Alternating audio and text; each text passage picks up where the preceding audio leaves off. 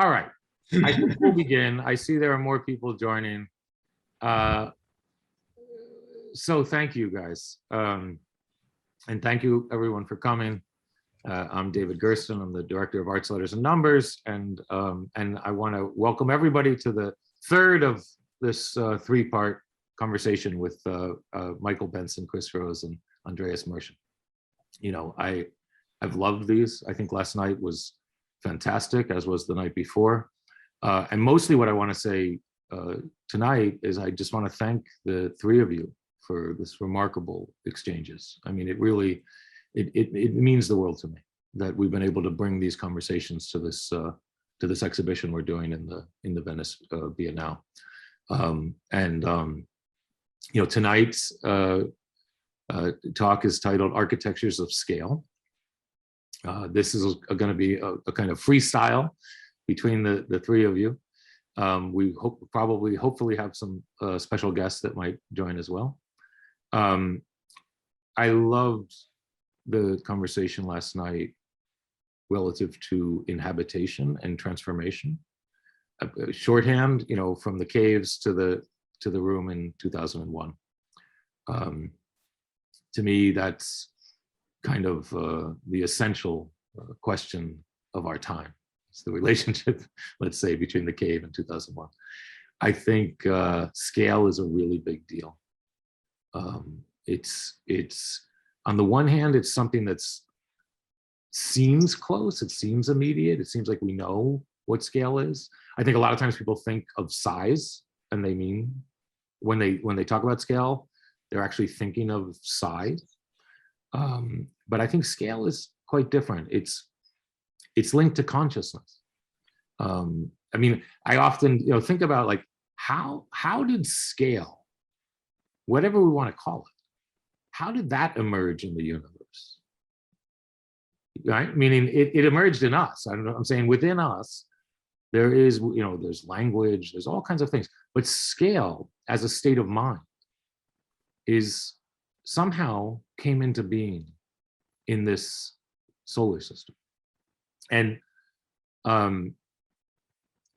I don't think there's any singular way to sum up what scale is. I mean, in some sense, you know, there's scale in architecture, right? You know, there's scale in music. I know it's different, but it's not as different as we might think.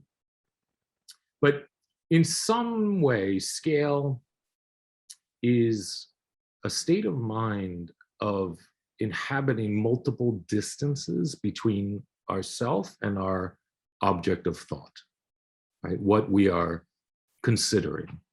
That distance is in space and in time.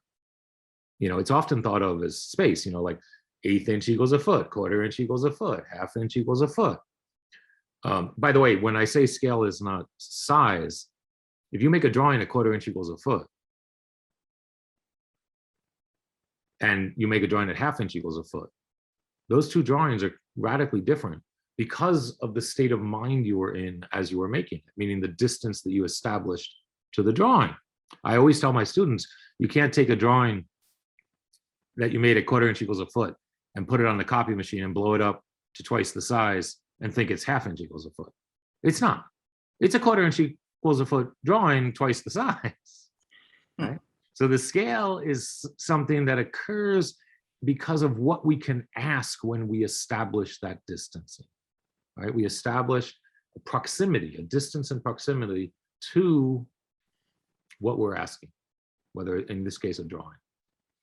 So the questions we ask while we're drawing 1/4 inch equals a foot are totally different than what we would ask at 1/8 inch or at 1 inch equals a foot.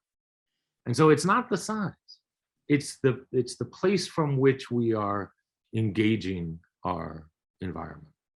And so and by the way, and in time, right? The different temporal scales equally establish what the nature of the inquiry is, what can be asked. So, you know, last night I was talking about the bear and the word bear. It's a cousin. Scale is a cousin of that, but one that I think is deeply linked to our consciousness, to how we emerged over very, very long time scales.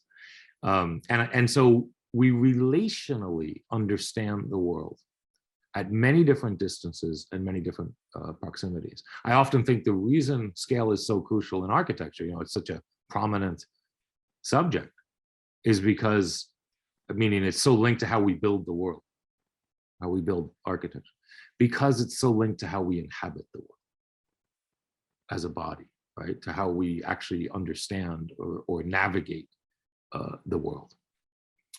So I'm extremely excited about tonight. I think architectures of scale is crucial to how we comprehend the world and how the world is transforming. Meaning the transformations that we are literally in at the moment, the ones that are coming, how we navigate them is linked to these deep questions of scale and consciousness. And so all this is to say, I'm super excited about tonight. And thank you very much for the last two nights and for tonight. And I want to hand it over to the three of you. Thank you, David. Yeah, thank you. So Chris, you were going to start. Should I pop on the some slides? Yeah, I think ready for that? will operate the slides. And okay. Let me first put on. Hang on a sec. My little laptop is gearing up for this thing. Presenter view. Okay, hang on. Now we go to share screen. Okay, do you see that title page there? Good. And that is your first slide, sir. okay. I want to, for those of you who haven't seen the previous two sessions, and also for those of you who have seen them, it doesn't matter. I wanted to start by kind of grounding everybody with thinking about where we are located and what happens here on the ground. And we regard that as, our kind of scale. And this diagram, which was made in about 1960, it's a phenomena at the poles that happens on the planet Earth. And every planet that's tilted to some degree, and of course some of them aren't, but ours is tilted the way that it is. There's a situation where the direction of sunlight feeds into the atmosphere, and you can be standing at a point within the Arctic Circle or the Antarctic Circle, and the sky is full of light, but you can't see the sun. And this diagram explains why. It also distinguishes between what we call the twilight, the nighttime, and the daytime. But the phenomena of being able to see the sky itself full of light without seeing the sun is a very unusual one for most people. Just next slide, please.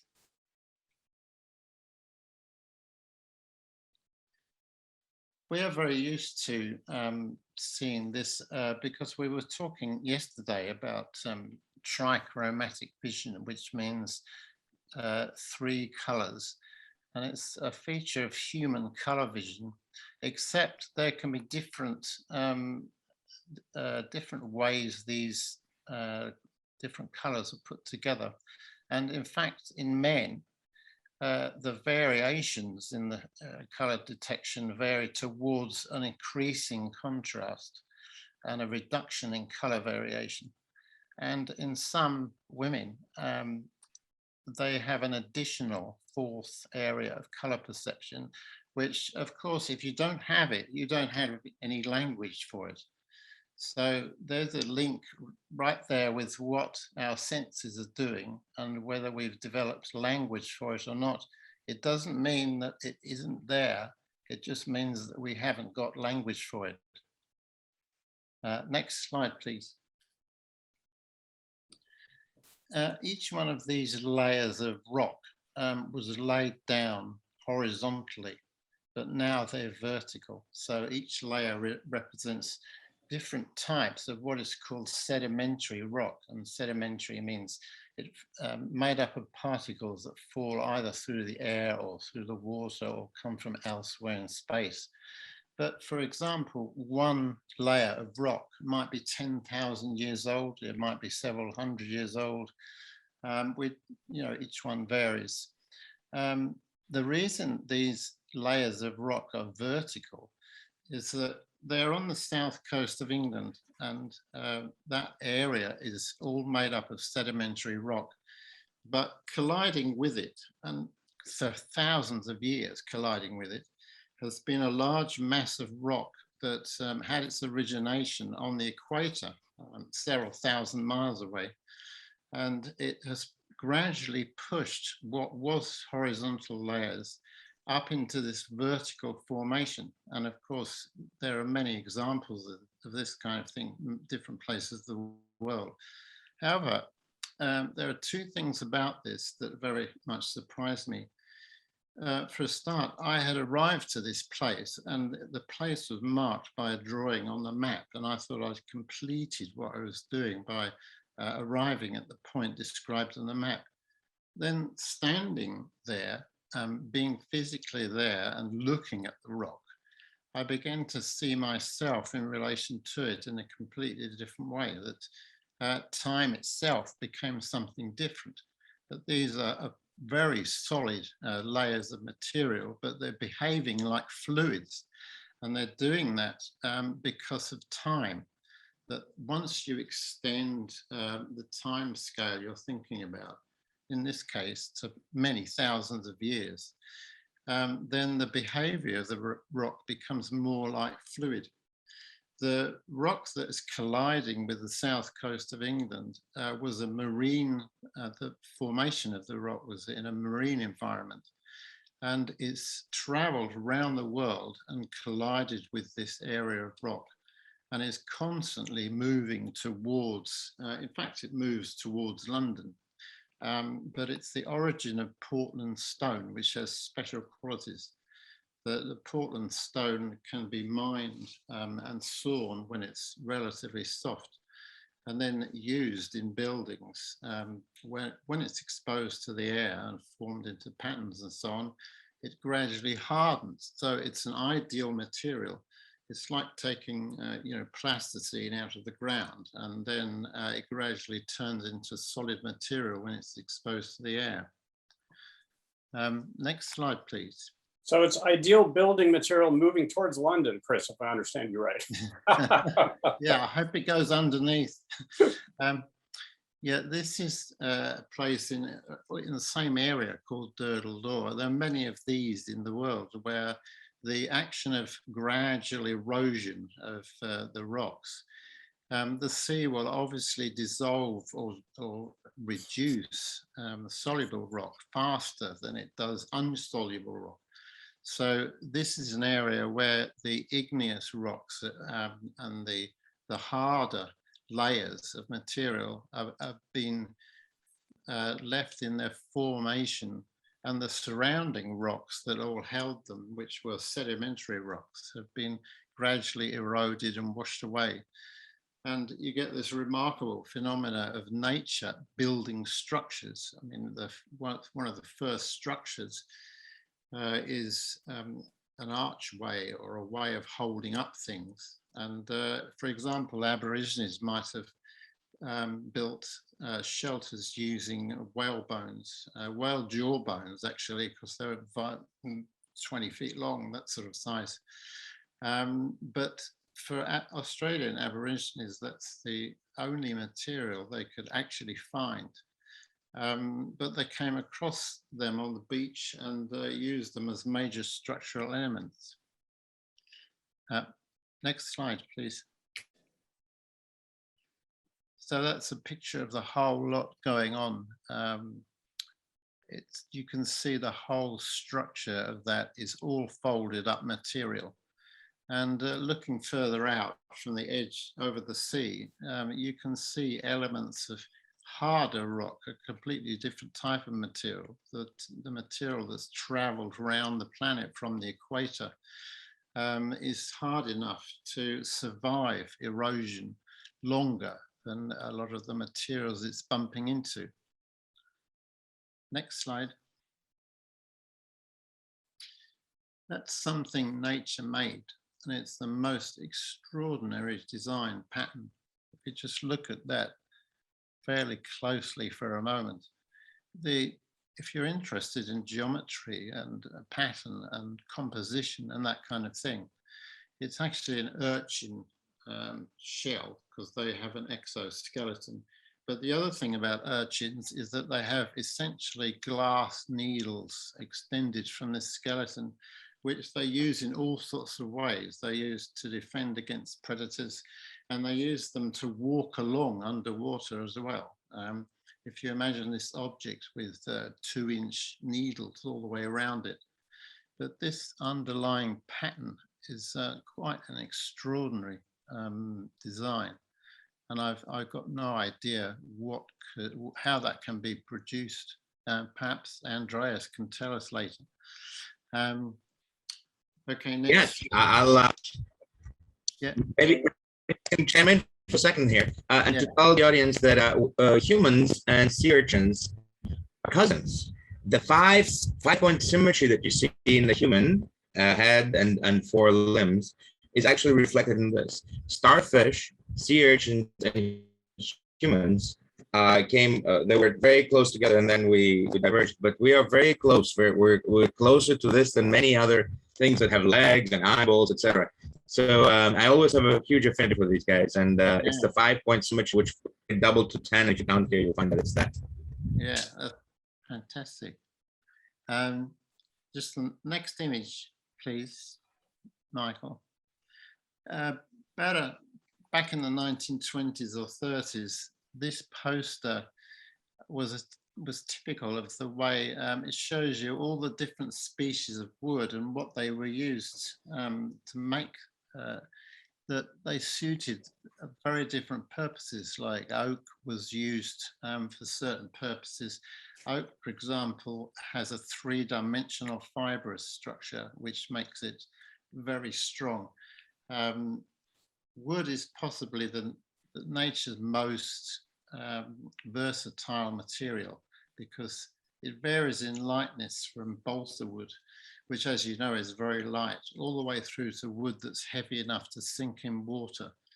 But this is just an example of the kind of things we were making and the kind of vision we had of materials.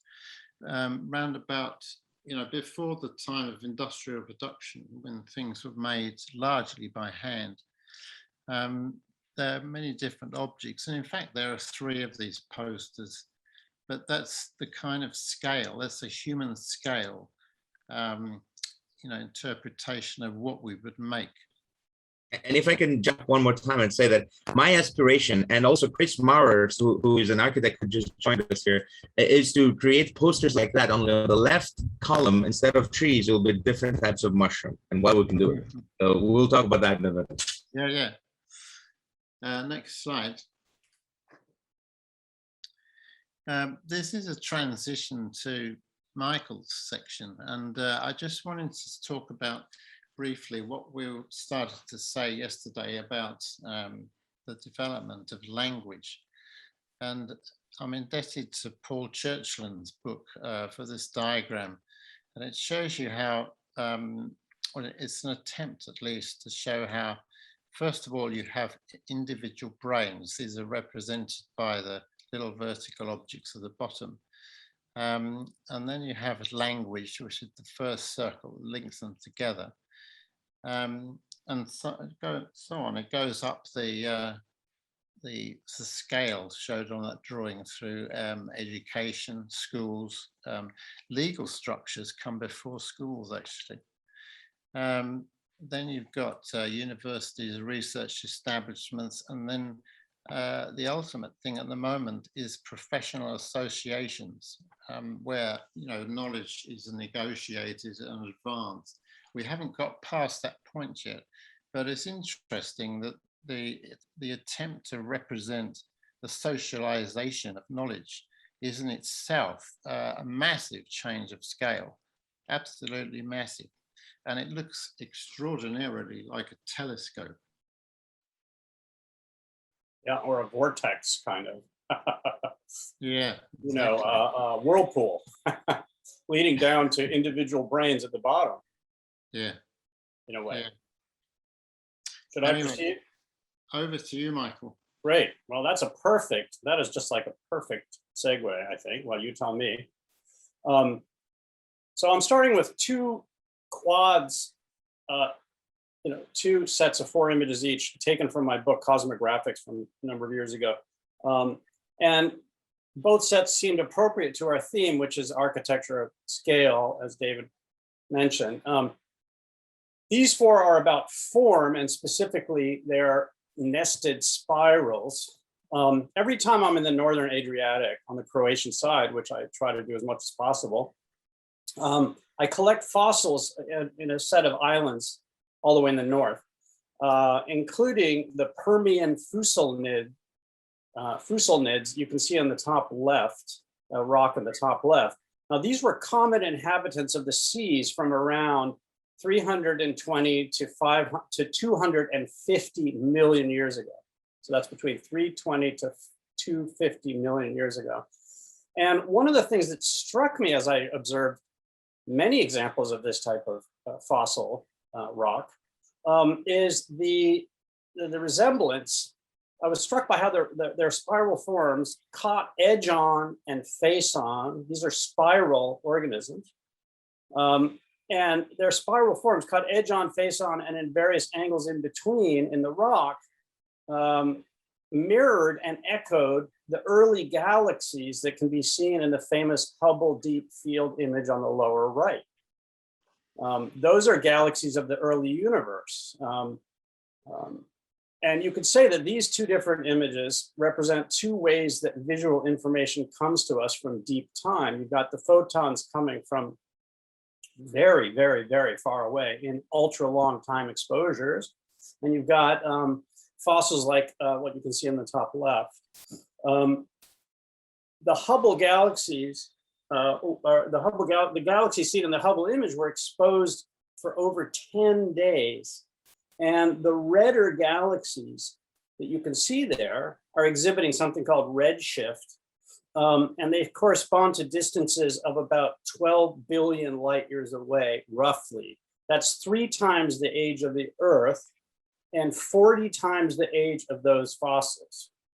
Just to get a kind of temporal grasp of what you're seeing there.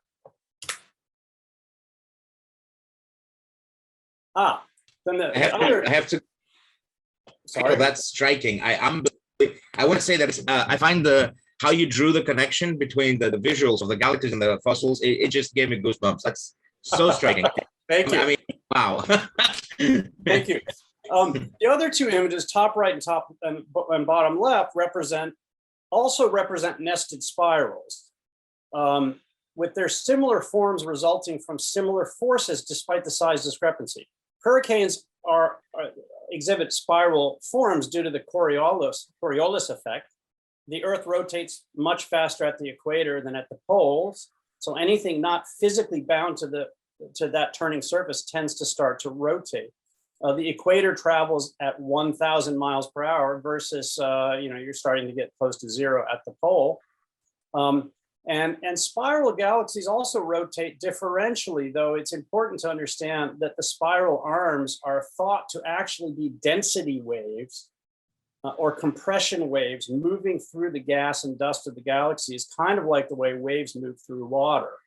The stars and the gas rotate around the galaxy center faster than the wave in the inner part of the disk and slower than the wave in the outer part of the disk. And this differential rotation forces gas and dust to enter the wave at high speeds in the inner region, causing it to shock and form long, thin dust lanes in each spiral arm. And we'll see another spiral galaxy now. So the next 4 images also give a kind of ascending, or I should say these specifically give a kind of ascending sense of the size of the universe. Exhibit A on the top left is a view of planet Mars against the backdrop of our galaxy. So what appears to be a particularly bright red giant star within the dark molecular clouds of a galaxy is actually a foreground world within the inner solar system. And something like 10,000 light years separates Mars from the closest tendrils of galactic gas and dust visible beyond it in that top left image. Exhibit B, top right, is a superb shot by an amateur astronomer of an actual red giant star, not a planet. So that's a red giant star in the constellation Ursa Major. That means in our galaxy. And directly behind it is the blue light of a large spiral galaxy cataloged as NGC 3733, for those of you taking scrupulous notes, which we all appreciate and expect. Okay, it's a joke. The foreground star is 411 light. Sorry. There will be a quiz at the end, correct? There will be a quiz at the end. The foreground star is 411 light years away in the Milky Way. That's really very close by galactic standards. And the light of the galaxy, by contrast, the galaxy behind it traveled 55 million years before it was captured in the 9-hour time exposure that produced that image you're seeing. Okay, so that's 134,000 times farther away. So we've now extended our space-time, our visual space-time ladder 55 million light years into intergalactic space. Exhibit C on the lower left of the four is a Hubble image in which you see a rare conjunction of two spiral galaxies. And it is seen through a scrim of stars belonging to a third closer spiral galaxy, not the Milky Way. The background galaxy is 780 million light years away, and the silhouetted galaxy is thought to be in quite close proximity to it, but it's much smaller. The alignment allows a view. If you can you see my cursor on your screens? Yeah. Anyway, around yes, we can see it. Okay, around that foreground spiral, you see these dark dust lanes extending out. Now, it's very, very rare to have this kind of conjunction. And it raises questions as to whether the less visible parts of most spiral galaxies extend that much farther than their visible area suggests. So with this image, our ladder now reaches 780 million light years, which is about 1/6 of the time that the solar system has existed. Finally, exhibit D on the bottom right. That's another Hubble image, this one revealing a phenomenon known as gravitational lensing. We see galaxy cluster Abell 1689, which is 2.2 billion light years away. That's almost exactly half the total age of the solar system and therefore the Earth. But mingled amongst those foreground objects, which are galaxies, not stars, you can see these blue curving tendril-like things. And those are galaxies far older and far beyond the galaxy cluster.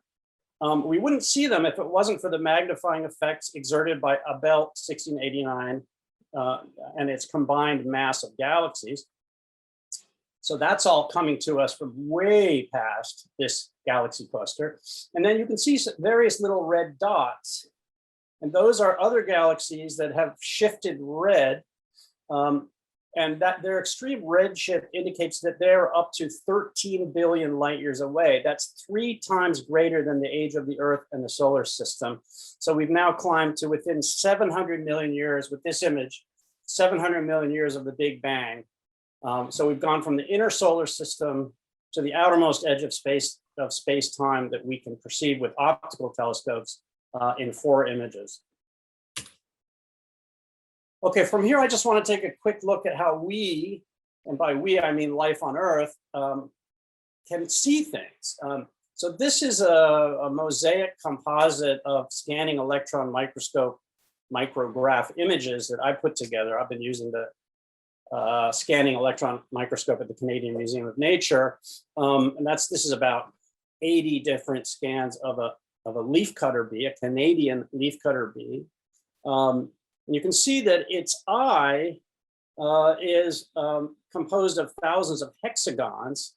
And then here on the back of its head, actually, it has 3 more eyes. So it's got 2 big compound eyes of thousands of hexagons each. And then it's got these 3 eyes on the back. These have 5 eyes. These 3 act as navigational devices. They help the bee orient itself vis-a-vis the sun. So bees perceive by the light of the sun predominantly.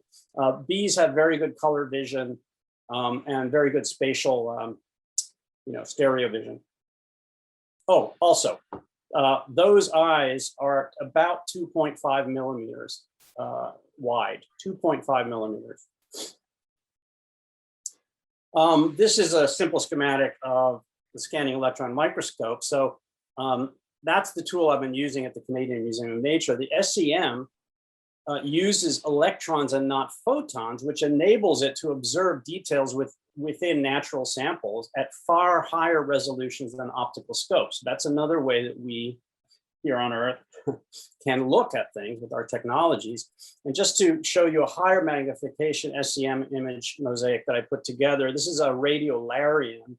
This is the silica skeleton of a single-celled marine organism. It's also a composite of many scans. This is about a quarter the size of a grain of salt or smaller. The term radiolarian was coined by German biologist Ernst Haeckel, who lived in the late 19th, early 20th centuries, and who also gave us the term ecology.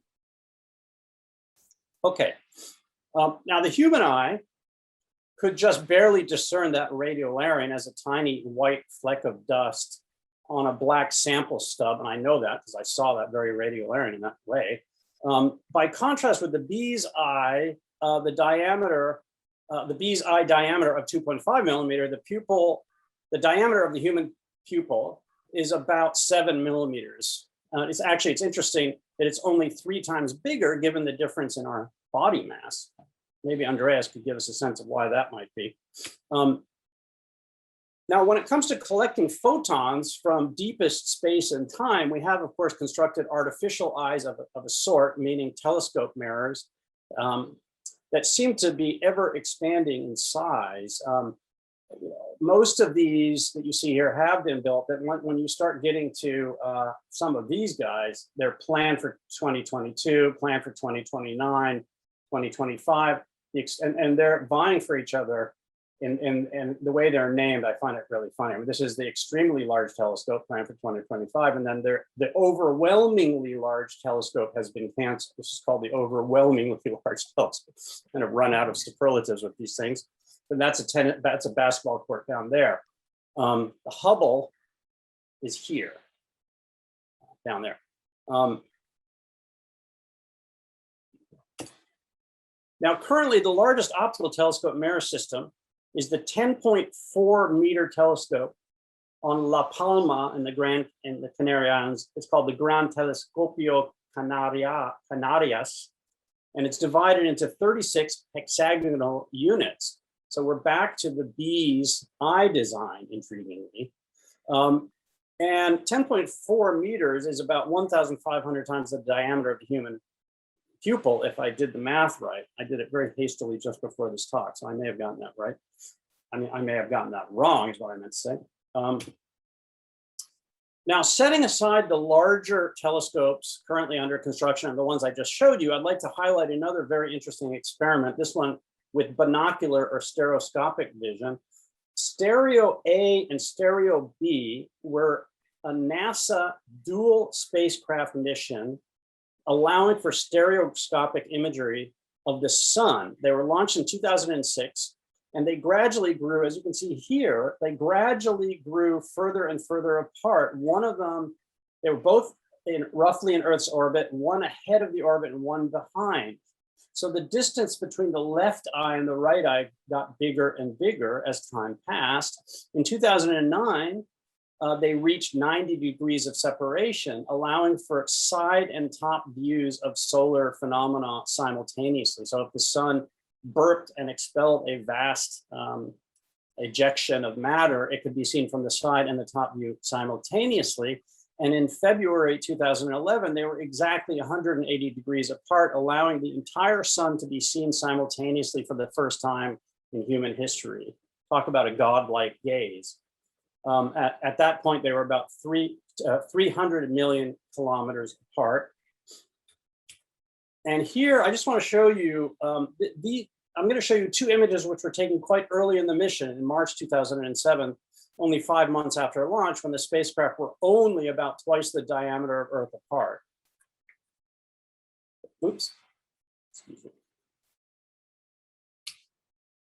So that's a quick and dirty kind of way of showing the stereoscopic potential of that mission. Since I'm assuming most people don't have their red and blue spectacles ready to put on the bridge of their noses. But these were the first truly 3D images of the sun ever made. All right, then finally, this is a fresco on the ceiling of the Kora church in Istanbul. I use it as the last image of another book I made, published in 2014, called Cosmographics, which looked at the graphic representations of the universe over many thousands of years. And it dates back to 1315, when Istanbul was called Constantinople, and it was the capital of the Byzantine Empire. The term Kora, it's the Kora church. The term Kora goes back much farther than this mosaic and this fresco, to at least as far as Plato, who used it to mean space, and specifically the visible universe. So Plato used that term to signify the visible universe. And this fresco is by an unknown 14th century artist. After the Ottoman conquest in the 15th century, it was covered by plaster for 500 years while the Kora church played the role of mosque. But then starting in 1948, the church was carefully restored, and in 1958, it opened its doors as a museum. It's not a working church, it's a museum. And the fresco, we don't know what the original title was, but we know what it's meant to represent. So the title is accurate. The title has come down to us, and the title is "The Angel of the Lord Rolling Up the Scroll of Heaven at the End of Time." So I think that's a good way to end this section of the talk. Wow. Yes, that is quite unique, Michael. Thank you. So I'm now going to end screen sharing, and if Andreas, can you hop on? yeah, I can start sharing my screen, but you must end yours first. I'm trying to find out where it's Zoom. Okay, hang on, Zoom. Huh, that's weird. It's somewhere in the bottom, maybe. I don't know. That's strange. So let me see if I can get oh, there it is. Okay, hang on. Just give me a second here. How do I? No, that is PowerPoint. Yeah. You have to come back to Zoom and I know. share screen. So while we're doing this, I would also like to authorize Chris Maurer, if he can hear us. He just joined us, and I will throw to him, and we might play this jazz game with him. He has a much better aesthetic than mine, and when I come to talk about Biohab, I'd like him to share some slides too. As a scientist, I will be the least. My slides will be the least pretty in this conversation. There's Chris. Hi, Chris. He's joining us from Namibia. So I'm sharing my screen now, and I would like to thank, first of all, everyone, Michael, David, and Chris for this fantastic opportunity. I'm super honored to be presenting here, and it's the third day. And today we're going to be talking about architecture of scale. And I was also very happy to see that Chris managed to join us. Perhaps Caroline will join us in a minute from South Africa. Chris is currently in Namibia doing Biohab, which I will talk about at the end of this. So if you see down here, we have, you can barely see it because it's hidden, but it's atoms to bits, the scales of bio-nanotechnology. This is a slide that I showed yesterday and the day before. It shows a subset of what my group, which is called the Label-Free Research Group of MIT, has been doing over the last 17 or so years since I joined MIT in 2004. And a lot of it has to do, in fact, my group lives inside of the Center for Bits and Atoms. And the entire concept of this center at MIT is to be able to address energy and matter at all scales under one roof.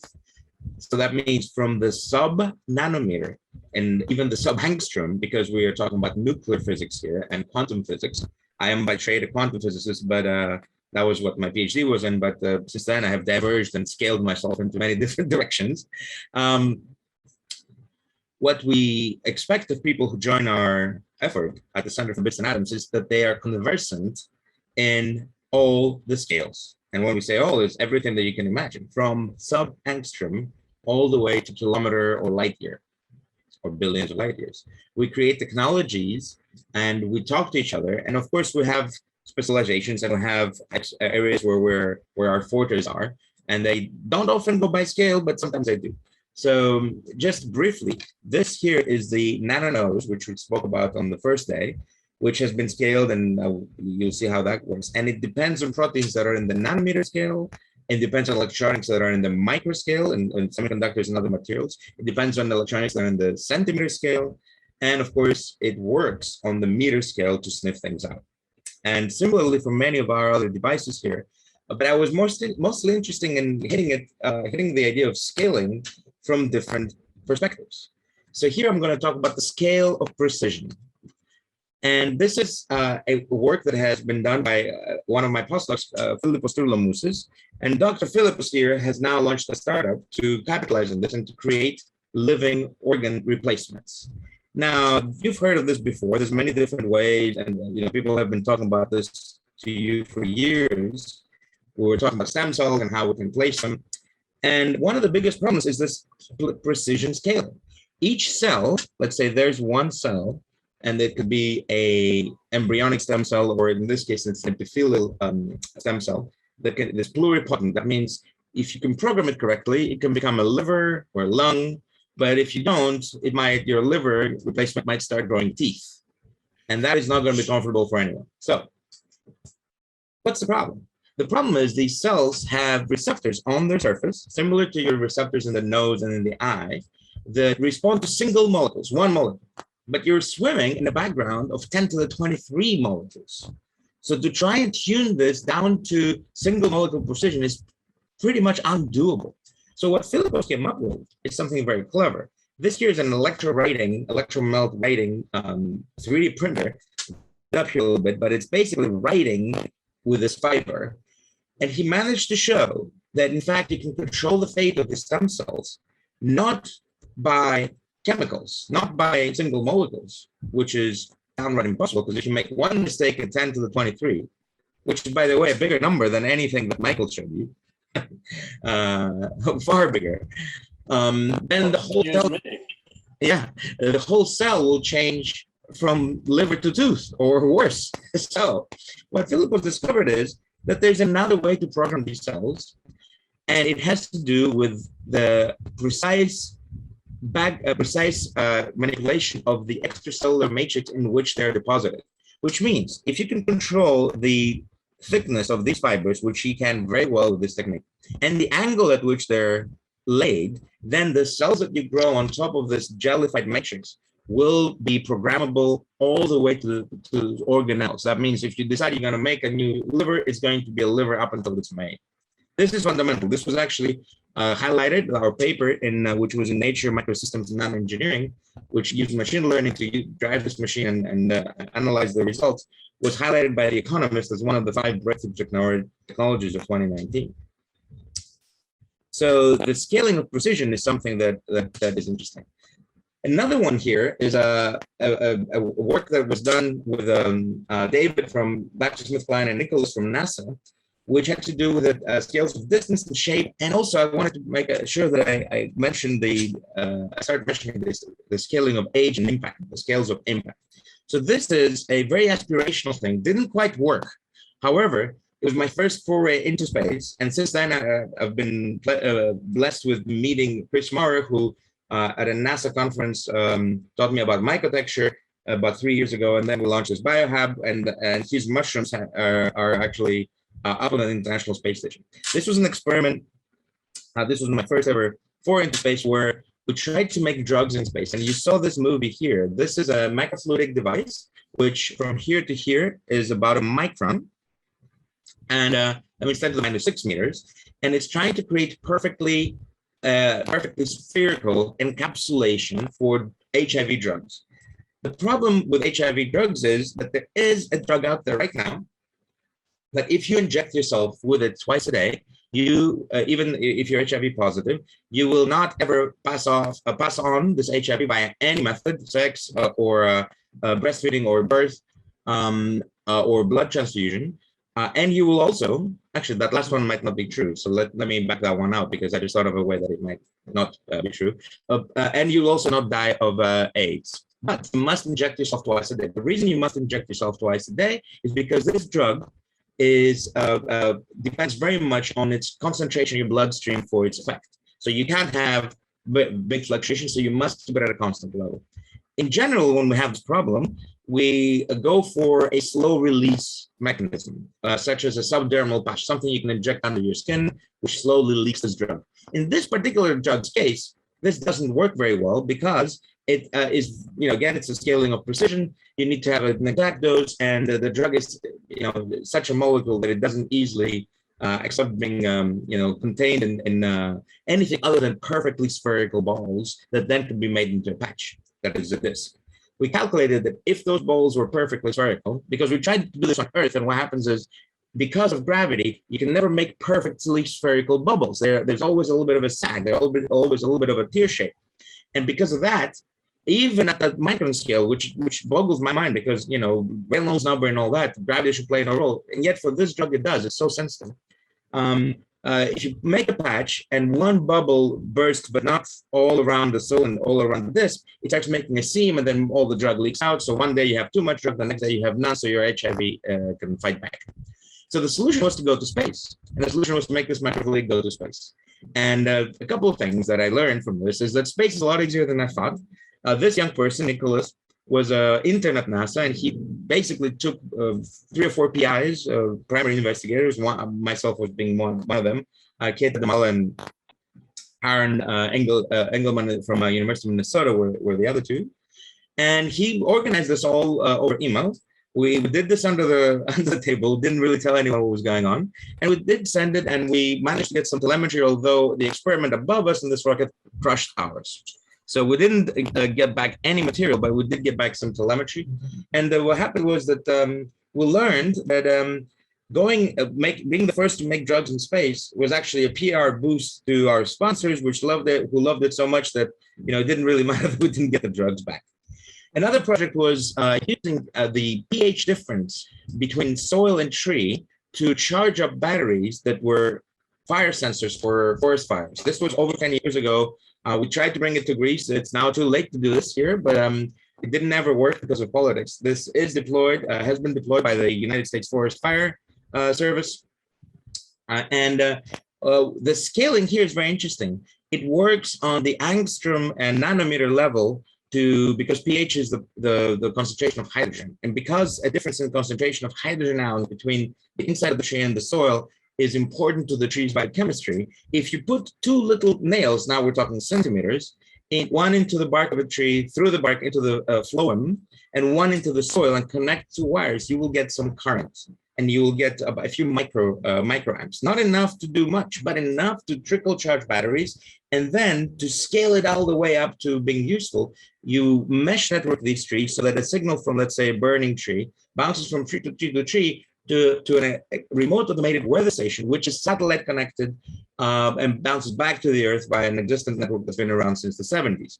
We did this, and it was highly successful. And the scaling of my work was, I worked with things that were this big, and we even got to use a flamethrower for a peaceful purpose to burn a forest that was actually meant for burning, for research of this sort, and happened to be at Camp Lejeune, where the Marines train. And the electronics were, of course, small, and then the entire 400 acres of it burned, which I used to be fascinated by. Now this image actually makes me very upset, because I was fighting actual fires, not research fires, just until recently in Greece. Another favorite of mine is I'm the creator of this nano-nose device, which has been shown to be, by DARPA, to be more sensitive to single molecules in clean background than the dog's nose. And we're hoping to scale this, we have scaled it down. We're hoping to actually now scale up the impact of it by bringing this device, which is about 45 centimeters on the side, and which is 1.5 feet, and has 16 channels for olfactory receptors. We've been scaling it down to maybe a few centimeters, and now it's in here, and I actually have the prototype to show you. I don't know if you can still see my face, but it's here, it's in my hand, and this is it against my iPhone. So you can see that it fits inside of a regular smartphone now, and we would very much like every one of you to have it, and to fight COVID via sniffing using your supercomputer that you carry in your pocket versus sticking sticks up your nose and injecting yourself with things and covering your face, which are, really 1521 technologies, not 2021 technologies, especially horrible the fact that you are carrying this thing around everywhere you go. It is capable of doing this. It has a camera for photons already. And now all it needs is another sensor, which is a camera for molecules, which already exists to actually save us from the next pandemic. I want to talk about scales of impact. In my space picture, I showed you 2 young people, and I learned, and Michael can correct me on this, but I learned that the people who sent us to the moon, humanity to the moon, the Americans, inspired by the Germans perhaps, or at least facilitated somewhat, the average NASA engineer's age when we went to the moon as humanity was 28. That should tell all the young people in the audience that you guys are the important ones, okay? And the scale of impact is that this nose that I just showed you has been to the Queen. Here's me actually giving her the nose to hold. The one I was showing you was held by the Queen. And even though we were there at the palace and you know, it's such a high profile thing, and we were showing the dogs that can sniff disease, and then we're showing the nose that can sniff disease, and I managed to meet the Queen, the impact of her has been, you know, not that great from this, not, you know, we didn't really expect it to have it. But think about it this way. There's only one Queen of England, and I got to meet her, and she invited me to her home, which was, you know, magnificent. And that's what science can do. But there's 70,000 kiwi birds. And when I went to New Zealand, which is actually one of the Queen's possessions, she's on the one side of New Zealand money and the kiwi bird is on the other side. There's only one Queen of England. There's 70,000 kiwi birds, but the kiwi birds are so well protected that the tourists who want to see them, they have to acclimate to their nocturnal habits. And there is a habitat that they've made into night specifically for the tourists to see, but they don't make them come out to say hi. And I tried 3 times to meet the kiwi bird and I saw 0 kiwi birds. So it's easier to meet the Queen than the kiwi bird. And that I think is kind of interesting.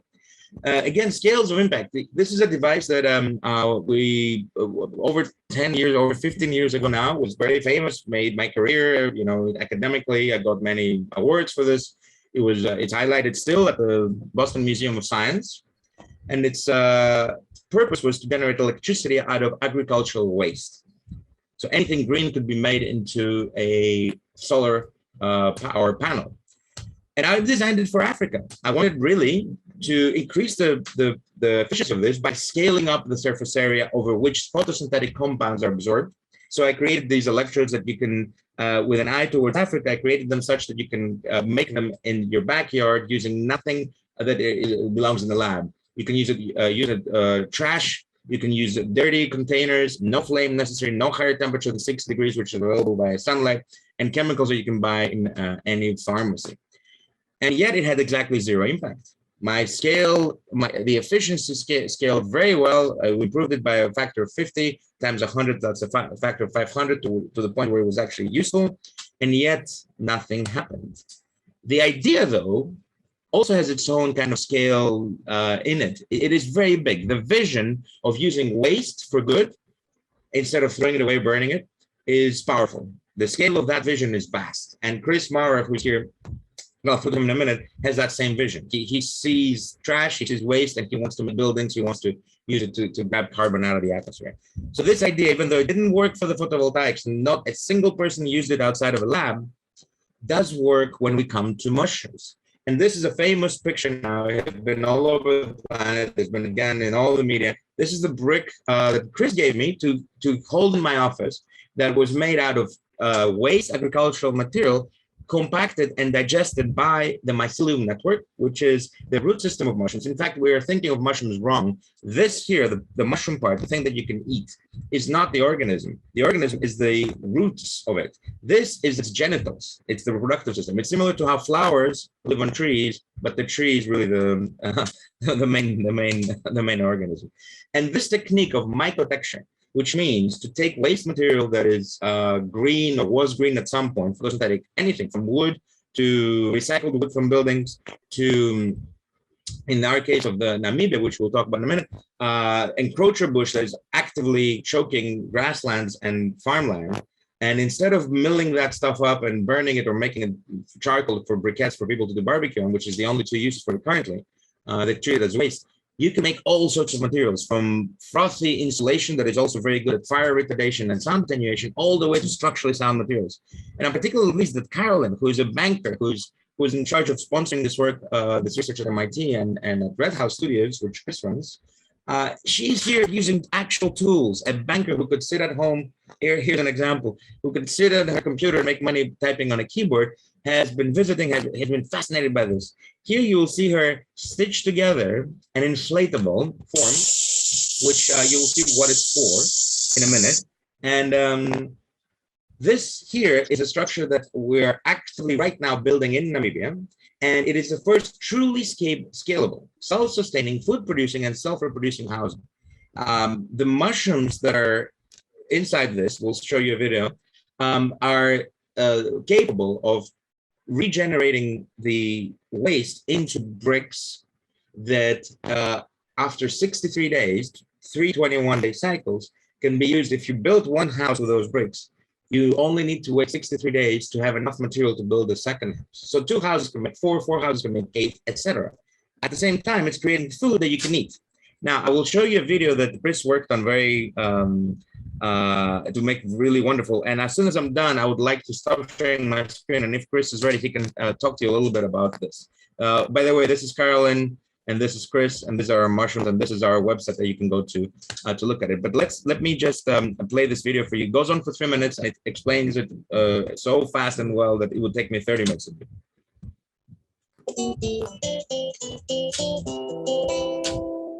A beautiful arid country in the southwest of Africa is experiencing record drought, homelessness, and unemployment exacerbated by malnutrition and COVID-19. Standard Bank Group has teamed with MIT Center for Bits and Atoms and Red House Studio to develop a new way of building, designed to create food security, agricultural jobs, and dignified low-cost housing all at once.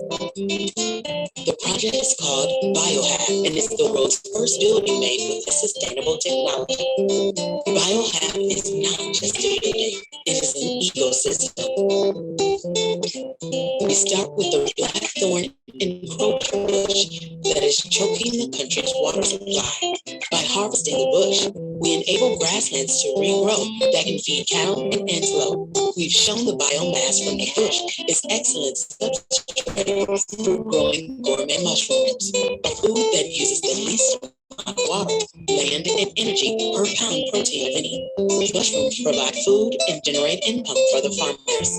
The waste from the mushroom cultivation can be used to create building materials. By pressing and baking the waste, the materials can be made stronger than concrete. The construction of the Biohab works like this. An inflatable arch formwork is erected.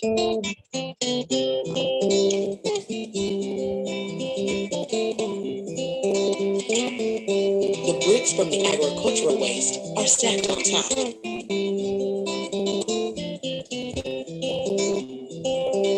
Once the bricks are in place for the arch, the formwork is deflated and can be used again and again. A mudline rendering is added to protect the bricks from the elements, and a roof is added on top. With proper waterproofing and topsoil, the roof can be used as arable land. Standard Bank, the CBA, and Red House are committed to furthering this technology to reach millions of people with healthy food, good jobs, and comfortable, dignified shelter. And in doing so, hope to inspire the building industry to look at sustainable, low-carbon materials for building and regenerative practices for growing food. In the world after COVID-19, Biohab is not just a building, it's an ecosystem, an economy, a community, the future. So with that, I'd like to present my last slide, which is the scales of intellect, and to ask people at the end of this to ask questions, because I think that questions are powering everything that we do, and they're sort of alive in a sense, and they percolate for many for a long time after we're done talking. So I will stop sharing my screen and hope to have Chris, if he's ready to share his screen, or talk a little bit about the scale that he sees and the impact that he sees from what he's doing right now in Namibia. And there he goes. Okay, he is ready. Take it away, Chris. Okay, yeah, thank you. Yeah, hopefully you can hear and see me. I'm coming to you from Namibia, and my connection is not super great now. I don't know if it was just me, but I had a real lag in the last video. I can see you and I hear you perfectly. Oh, wonderful. Okay. So yeah, I guess how this fits into scale would be that this is a very small scale project that Andreas and I are working on, but as a prototype, it has the potential for a very large impact. And every scale of this part of this project, at every scale, we're looking at ways we can use things like biomimicry and relate to ecology and see how ecosystems work and try and replicate that here. So I'll briefly define mycotecture, and that's shaping the built environment using mycelium. And if the video is playing behind that, you'll see mycelium growing, which are fast-growing organisms. So biomaterials that use these microorganisms have the potential for creating a lot of material very quickly, and in a lot of cases are processes that are truly renewable and can use waste materials, as Andreas mentioned. Kind of the lineage of mycotecture, I think, goes back to 2009, probably is the first project I can think of. The Tea House by Phil Ross, the Hi-Fi Tower at MoMA PS1 by The Living was 2014. And just recently, there's a project called the Growing Pavilion that was in 2019 that used mycelium. All three of these were artistic installations and temporary installations, but showing how mycelium can shape the built environment.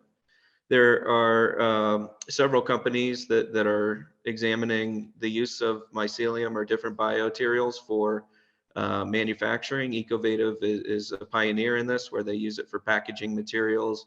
Microworks is a company founded by Phil Ross, the artist for the Tea House, that is producing leather goods that are grown much quicker and more sustainably than standard leather products.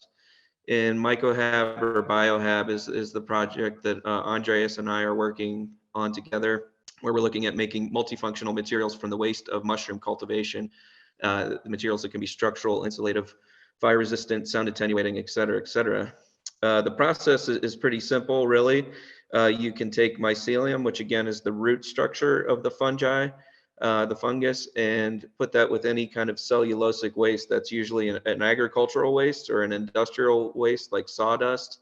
And when you combine those together properly, you can grow mushrooms. And you see in that cultivator's bag there, the mushrooms are growing out of the side of the bag, which makes them very easy to harvest.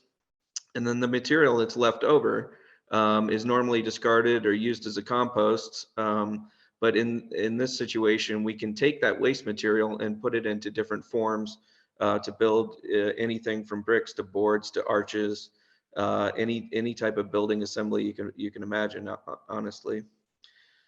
The process in Namibia is such that where we take waste biomass that is part of the country's economy already, we pasteurize that, inoculate that with a little bit of mycelium, and then the top level there, you can see the mushrooms are harvested, going to value-added goods such as mushrooms for market or mushroom powders from medicinal mushrooms, mushroom jerky or biltong, as it's called in this part of the world, that could be used to increase food security, firstly, but then secondly, also create goods that can be sold, thereby subsidizing the process of making low-income housing from the waste material that comes from that, which is then heated and compacted and put into structural forms. And you can see the image of our prototype, the Biohab, on the bottom right. So I mentioned we use waste materials with various projects. We can use or when I'm in Cleveland, we use construction and demolition waste to do some of these processes. We're working on a process with NASA right now that actually utilizes space radiation, the ionizing radiation outside the Earth's magnetic field to grow mycelium is a valuable product. Again, turning, making lemons into lemonade. But here in Namibia, the main source of waste biomass is the Acacia mellifera bush. And this is on the left, you can see the standard landscape of Namibia, and on the right is the encroachment of the bush. That bush is known as Acacia mellifera or blackthorn or encroacher bush. A lot of the causes for the thickening of the bush is changes in migration and grazing based on property fencing. So new land management has really changed the way that wildlife has acted in this area, which the ecology has responded to. There's changes in wildfire management and other proprietary land management practices. The effects of that are that grasslands are choked out. There's further inhibition of natural migrations. There's severely reduced biodiversity. There's reduced groundwater recharge, and 2/3 of reduction in livestock grazing capacity because the land is just not usable when it's full of the bush. So the Namibian Ministry of Agriculture wants a bush thinning project where they would take about 35% of the encroacher bush and harvest that, leaving the rest for shade and for soil stabilization and things like that. But they figure that there's at least 330 million tons of bush that can be harvested sustainably every 15 years. So after 15 years, that's totally recharged and in a truly renewable resource. Things that they're turning it into here in Namibia include feed pellets, briquettes for burning, charcoal, biochar, and on the right you can see the powder or the sawdust that's created from chipping this up that we use at our farm. So the last two are actually ways of storing carbon. When you use biochar, you can put that into the ground and it stores carbon for hundreds of years. Thank you, everyone, but I think our slides might have frozen a little bit. Can you maybe go forward a few slides? I think you're still on slide number 3 or something, at least what I can see. Okay, I had the same problem on your presentation. There was a big lag on the switching, so I'm Okay. I'm now looking Oops. Oops. Yeah. That can't be good. All right. Don't know what to do about this, but maybe if you can jump out and back in again and show us what's on the ground if you have that available. And I was really keen on seeing the one slide that you showed about a week ago, where you had the comparison for the carbon that is being emitted and the pounds of water and energy, because that really shows us the scale of both the problem and the solution here. And if you, while you're trying that, I can talk over it and say that what we've shown here and what Chris has been working on for many years is that per pound of protein and per metric of nutritional value and per time to grow and per surface area necessary to grow this, mushrooms far outrank everything.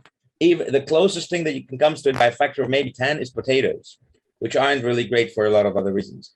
And these things, when dried, will give you the same nutritional content as meat, without all the side effects of having red meat in your system. And they grow much faster than any cow would, require almost no sunlight, and they require no water from the earth. They take the water from the atmosphere. And ask yourselves, when the mass doubles, when we start with a waste material that we, after it's all done producing mushrooms, we compress it into bricks. Well, obviously that matter doesn't go anywhere. So we have, let's say, if you start with a kilogram, you'll end up with a kilogram.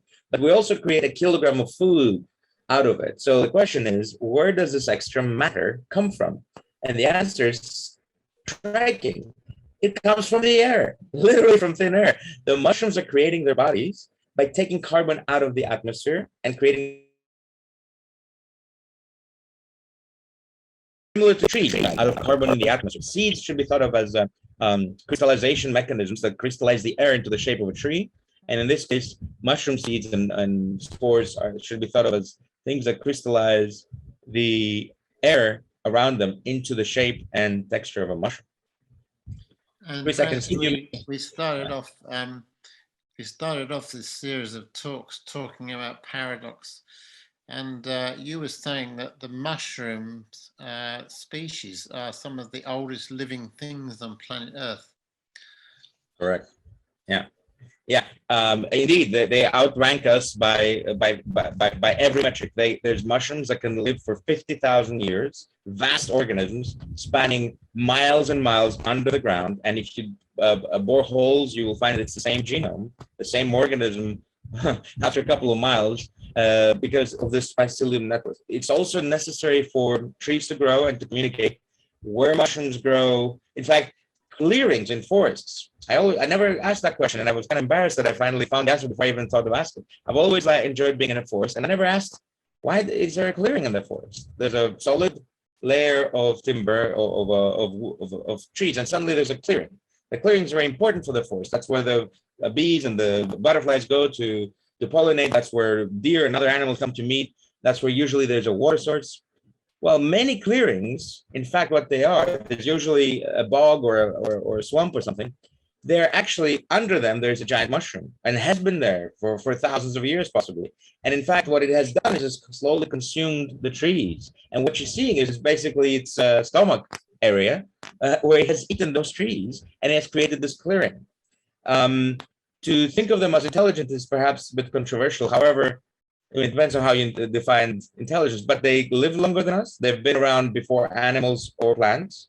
They've been here for far, far longer than we have, and they're probably going to outlive us. And they live under the ground most of the time, and most of the species we probably don't even know. Chris, is there any chance you can show the picture? What happens if you unshare and share again? Because I'm still stuck on that first slide. I thought it was on that slide. So on my screen, it certainly is on that slide. Oh man, maybe if you stop sharing and restart sharing. Okay. Well, slide on. Because it's one thing to see all the cartoons, but we have actually reduced this to practice. Chris is currently in Namibia putting the structure up.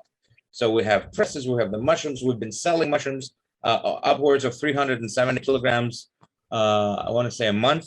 We're producing now, which are selling for something like $18 a pound, which is more than meat. And they're delicious. In fact, they're quite large. In America, at least, the larger the mushroom, the more expensive it is. And with if you're interested in culinary arts, these things behave pretty much like meat, specifically like pork.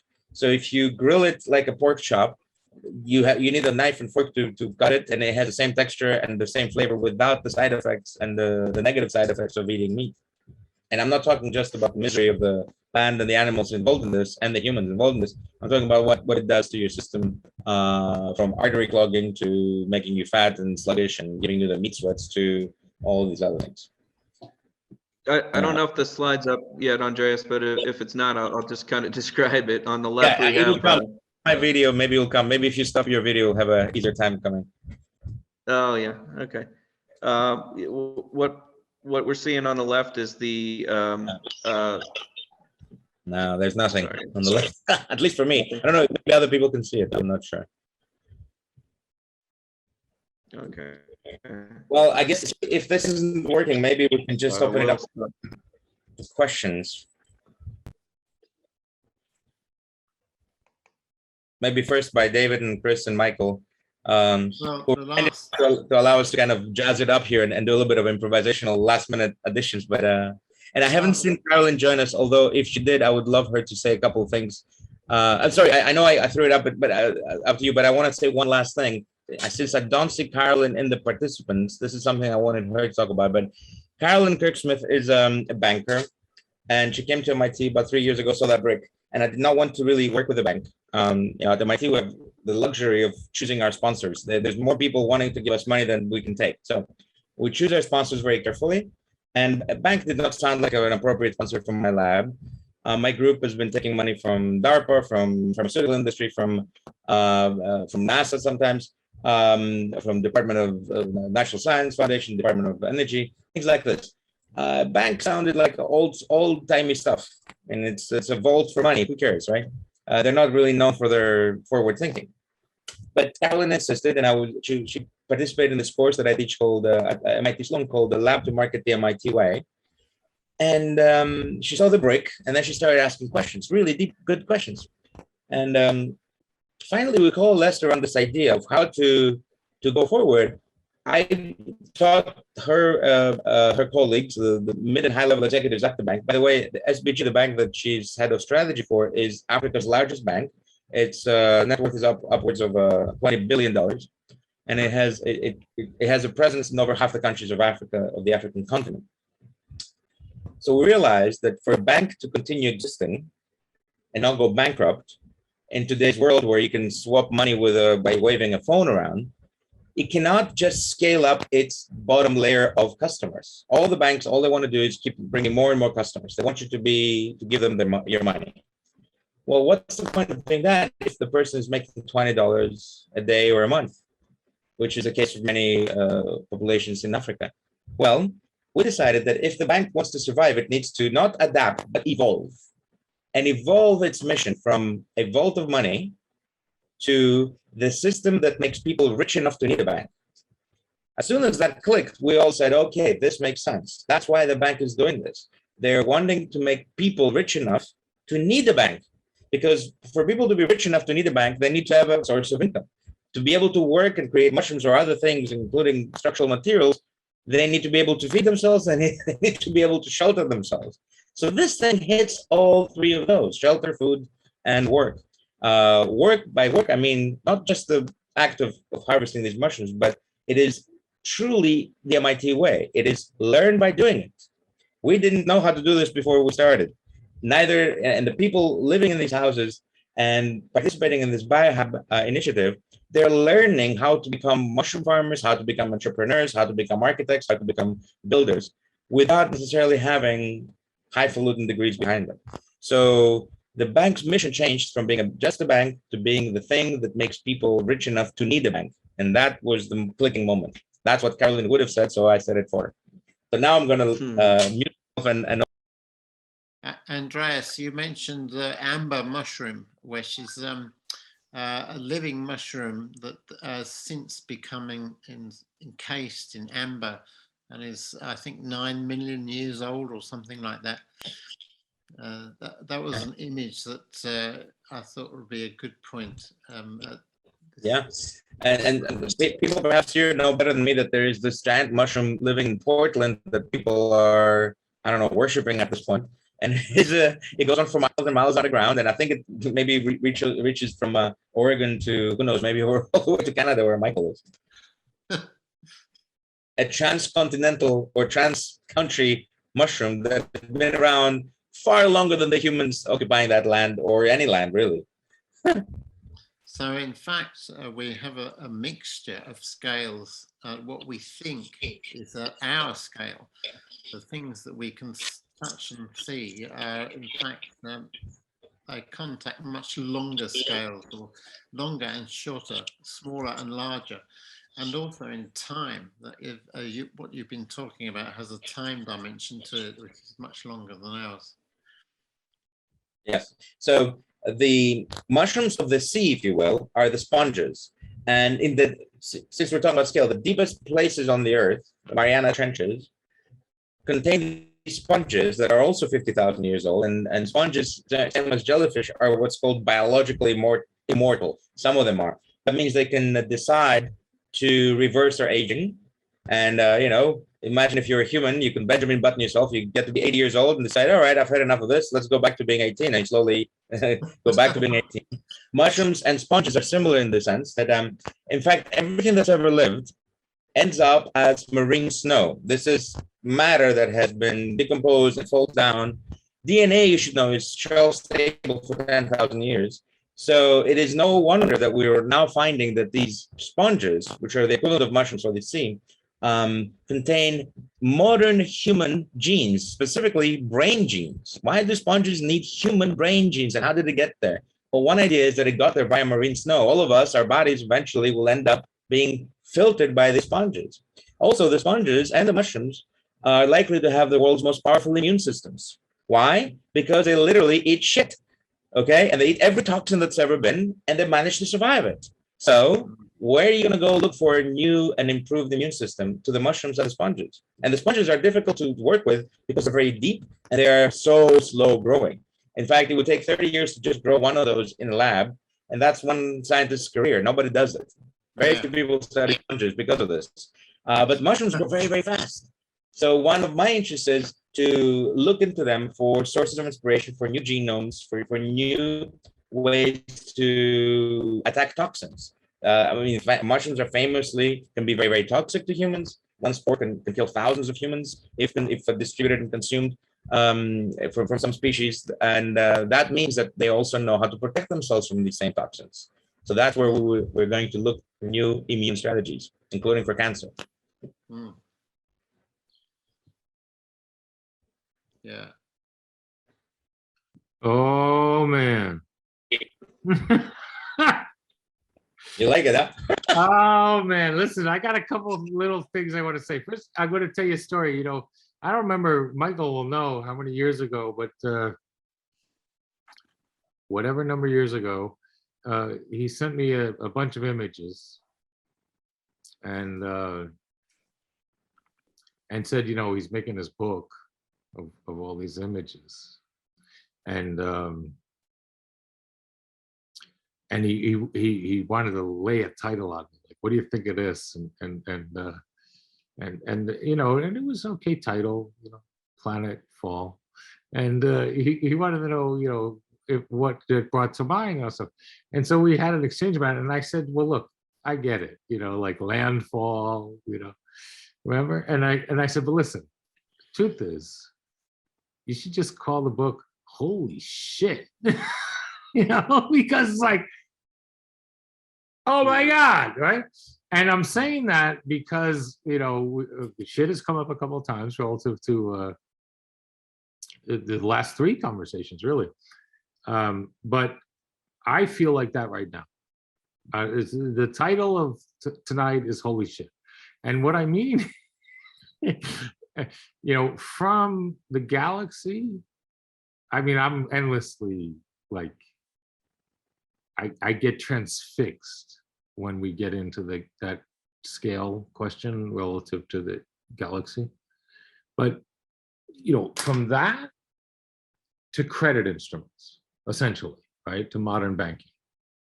And that in, you know, in the deepest ways, I mean, you know, if we ask, how did scale emerge in the solar system? I mean, how did credit instruments emerge in the solar system? None of these things are sort of out, you know, it's not like they were all invented at, you know, Bell Labs.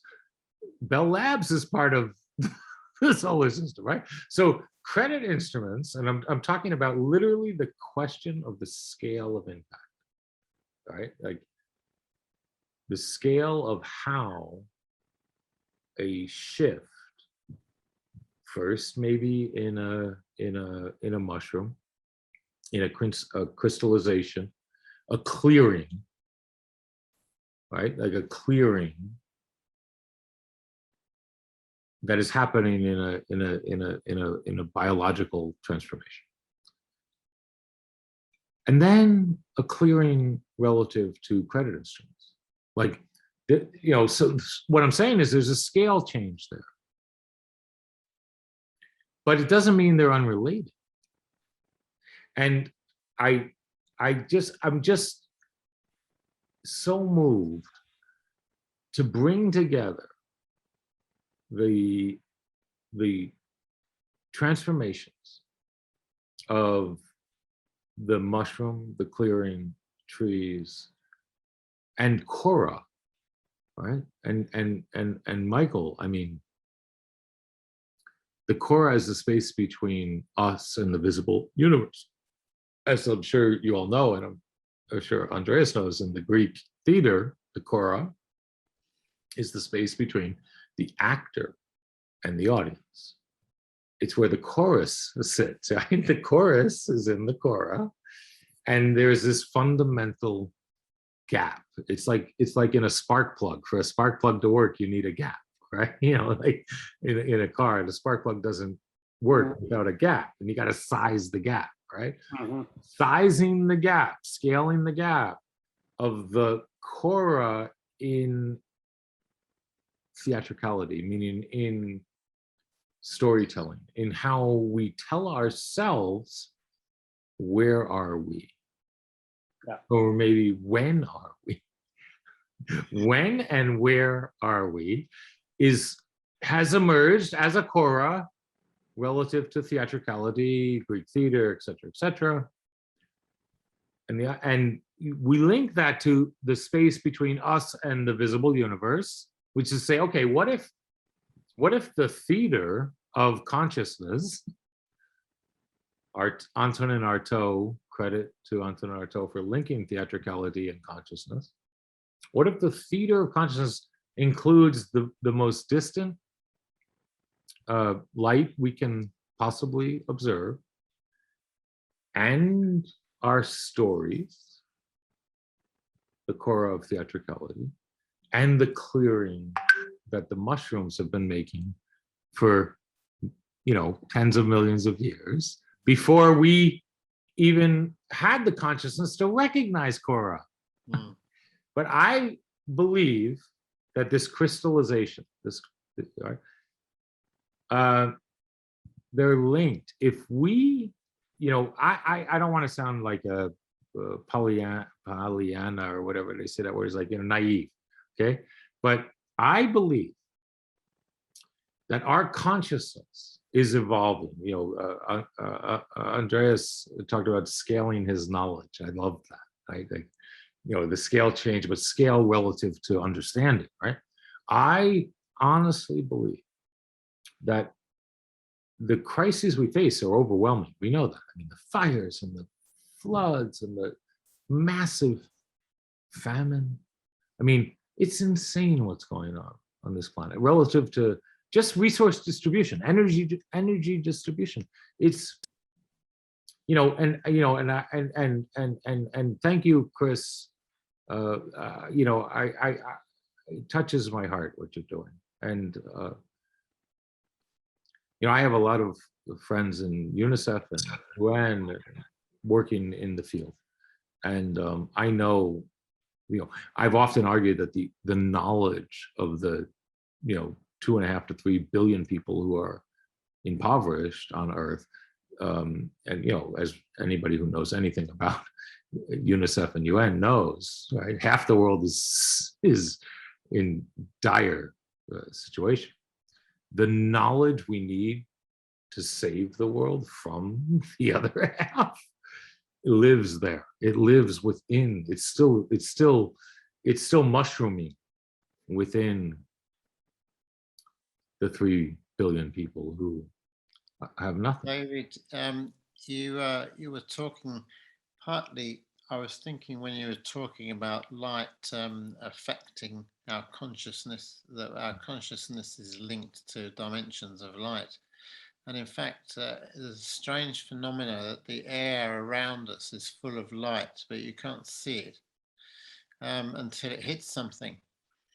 And when you start expanding that, the information carried by light reaches us from every point in the universe, and the light from every point in the universe goes to every other point in the universe. So any sample of air you take in the room you're in has got the light information from everywhere in the universe in it. And that's something I've been thinking about quite a lot. Well, and let me just finish with this. I think that what I'm trying to get at is I'm extremely hopeful in the face of enormous despair. I mean, you know, we know, like, and despair, you know, on a daily basis because of the, you know, massive crises we have in resource distribution, and of course, you know, name your global crises. I mean, there's plenty to go around. But I'm extremely hopeful for this reason, that if not if, when we can link the Kora, that is the space between us and the visible universe, to the Kora, that is the space between the actors and the audience, which is to say the storyteller, to the clearing that is created by the mushrooms, which is to say the biosphere and microclimate we call the Earth. When we can find the arrow or multiple arrows that link those networks, and it is about scale. It's about scale of perception, scale in space, scale in time, scale of understanding, scale of knowledge, scale of impact. There is no crises we face that cannot be overturned, eclipsed, blossomed. You know what I'm saying? Like the crises are dramatic and terrifying, all that. But you know what?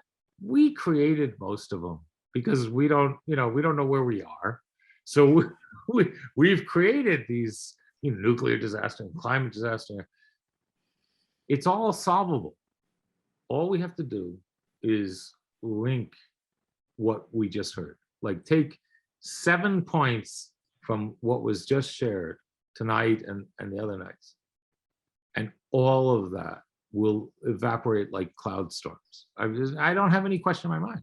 And the last thing I'm gonna say is that's our mission, arts, letters, numbers, our mission, arts, letters, and numbers. That's the project. The project is you guys. It's bringing people together who have these different scales of knowledge, have them interact, and we will achieve the epiphany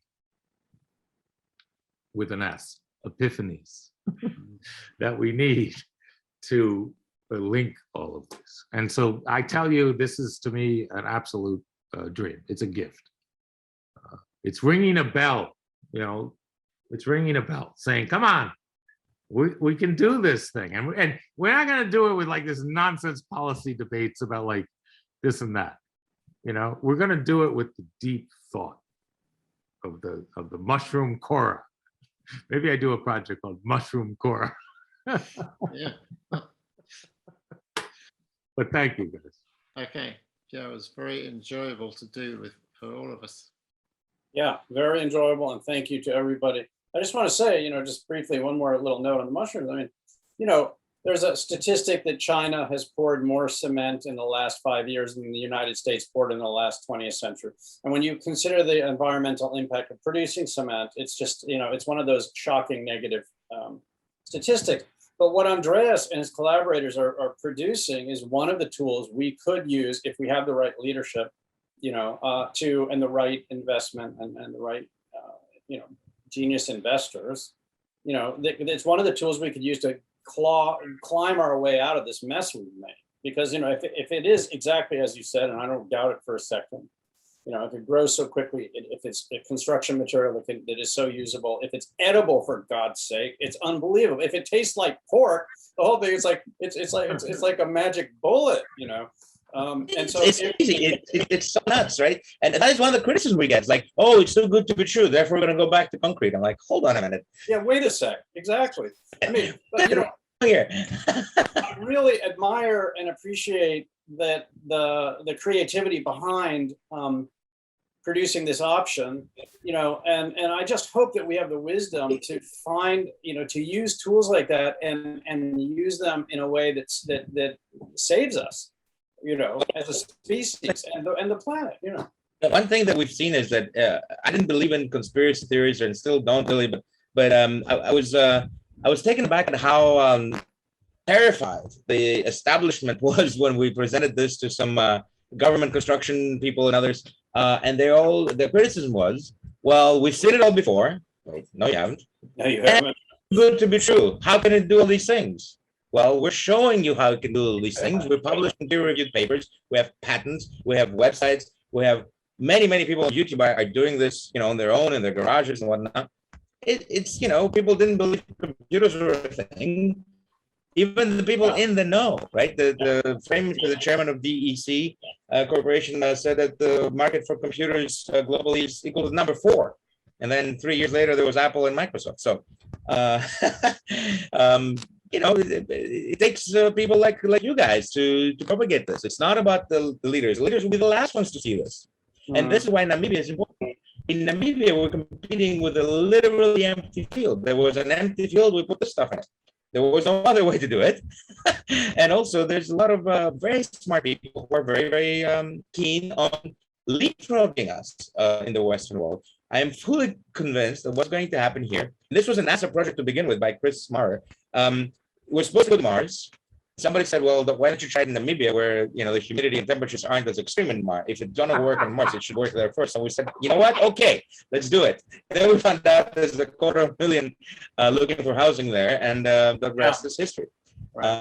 So it is going to happen somewhere else other than where you think it's gonna happen. It's not gonna happen in New York City. It's not gonna happen in Boston. And I tried to bring this to MIT. It is in my lab. We did it in the lab, but to even build a structure to show at MIT, the land itself is so expensive that it's enough. It'd have to be temporary. It'd have to be shown for 15 days and then taken down again because we can't afford the space. Literally. Right. Yeah. Anyway, incredible. It's been a privilege to be able to talk to everybody on the screen right now, and let's keep it up. You're all old friends now, and let's keep the conversation going. Thank you very much, everybody. Yeah, thank you, David. Oh no, I have so much work to do. Honestly, I just the notes of how it all relates. And last thing, I don't remember who you said, Andreas, when you were talking about the concrete and the politics of the concrete contracts and whatever billions of dollars, it's difficult to say. I think a lot of people spend too much energy trying to convince people, you know what I mean? Like they say, oh yeah. At the same time, the link between the clearing the galaxy and the credit instrument is important, because when we find the way to shift the value of the credit instrument, because credit comes from credidity. Credidity means to believe, the belief in the future, the imagined future. Credidity is a form of authorship, of navigation of temporality. I know they're deeply implicated in our global banking system, but I've spent a lot of time in that system, and it is about authorship. It's ultimately about how the future is authored. To believe that tomorrow will happen is the fundamental structure of a credit instrument, right? So I just want to say, I think the microstructure and its relationship to the 30 billion that obviously forced the concrete to happen, because you were going to erase profit. I mean, it's that simple, right? Like the invention would, while creating something the planet needs and we all need, would erase someone's spreadsheet, and so the forces aligned to defend their spreadsheet, right? To defend their credit instrument. So part of the work is to recrystallize the credit instruments, right? So it's not just proselytizing people to believe, oh, isn't this great for the future? It's actually to have maybe even the mushrooms themselves or our thought process relative to the mushrooms recrystallize the credit instruments so that they shift to a different form of credidity, a different form of imagined future, where they can get the return. If that 30 billion became 300 billion, because there's a different kind of return relative to the future construction. So I just wanted to throw that out there. It's the kind of stuff I think about a lot, that kind of thinking needs to dramatically alter that kind of thing. And I have to, yeah, you're totally right. And I was shocked, and I'm shocked at how forward-thinking a bank can be with the right people. So Carolyn brought this bank. I was never in my wildest dreams did I ever think I was going to be funded by a bank to do anything. If I was always thinking of myself as banks being, but part of it is necessity. They see the future coming, nipping at their heels. When we can wave our phones around and transfer $20 to each other, when everything from Facebook downwards is a bank now, when cryptocurrencies are everywhere, they've realized that, well, there's 130,000 of us working on this thing, and so we better figure out something how we're going to survive. So we're not about to put anyone out of. We think that there is a third way. It is not us or them. There's a third way where we're in the middle. There's still much more money to be made, much more wealth to be created, and the Earth can be saved in the process of doing all that. It is not Earth or money. It's Earth and money. Years ago, I was asked by the New School for Social Research in New York to do a talk on risk. And I remember laughing, thinking, I don't think they realize how, like, the scale of that question, risk, And I'll just say the title and then we should stop. Because I teach finance to artists all over the world. And so I called the talk Risk Distribution, Why I Teach Algorithmic Trading in an Art School. It's literally it's a form of risk distribution, because I know that the studio culture, like studio experience, the mushrooms are risk distribution, but they need to know how markets function so that they can actually transform it. It's like a reverse osmosis project. I want studio embodied knowledge culture to osmotically transform the markets. So I'm going to teach it to the artists so that happens. It's a reverse project. Well, there's something that's happening exactly as you're talking about it already, and it has to do with carbon credits. So there's a voluntary market where people pay you to take care of your land, take out carbon from the atmosphere, and the mushrooms, of course, are gods. I mean, they're exactly fitting into that marketplace. And I didn't know anything about this for maybe even a year ago or even less. And then suddenly we're involved in this thing where we're creating and writing our own carbon credit that will be bought for hundreds of thousands, if not millions of dollars per year. And all we have to do is keep doing what we're doing. We don't have to do anything else, but someone else and big corporations see the value in what we do.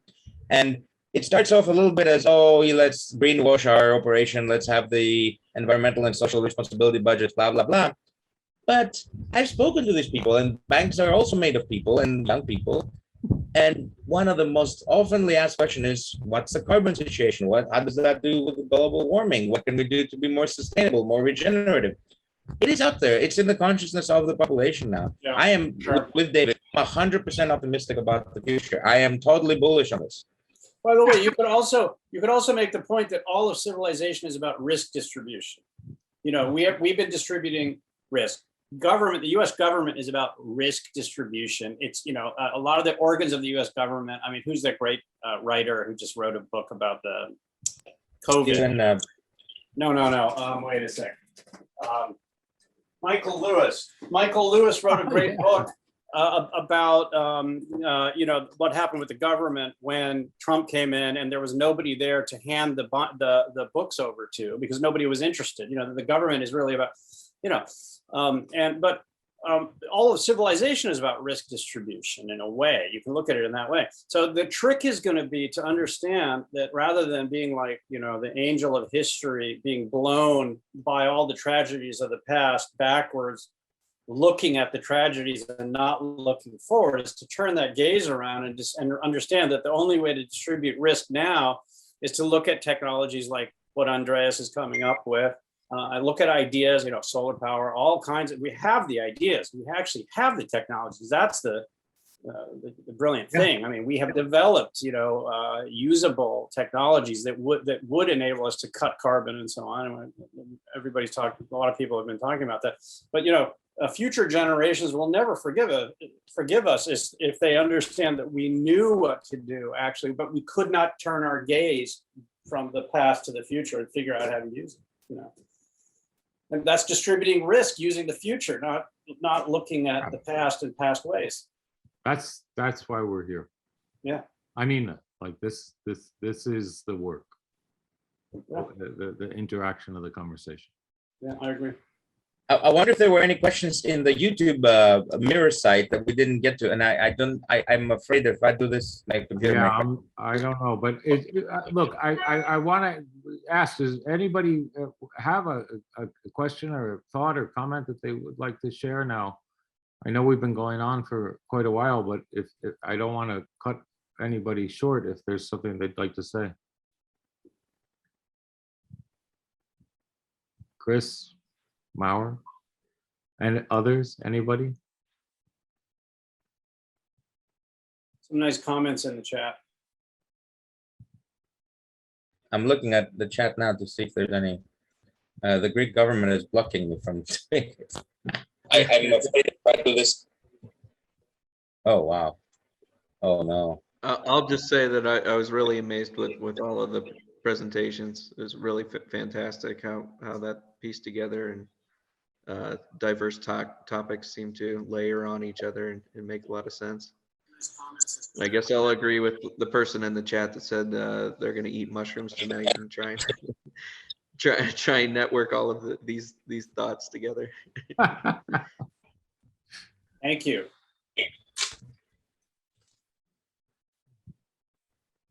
I was just looking up at the YouTube site, YouTube page. Cannot see the comments, or for some reason. I don't see it's- comments here. Oh. Maybe I'm just not clicking on the right thing. Someone says here, just a quick thought of the mushroom brick touching on the scale of craft. Oh, interesting. Yes. So if craft can be, if the metric of craft is skill or knowledge, then we're definitely spanning the scale here. We're starting with zero knowledge, people, including ourselves, and we're now creating things that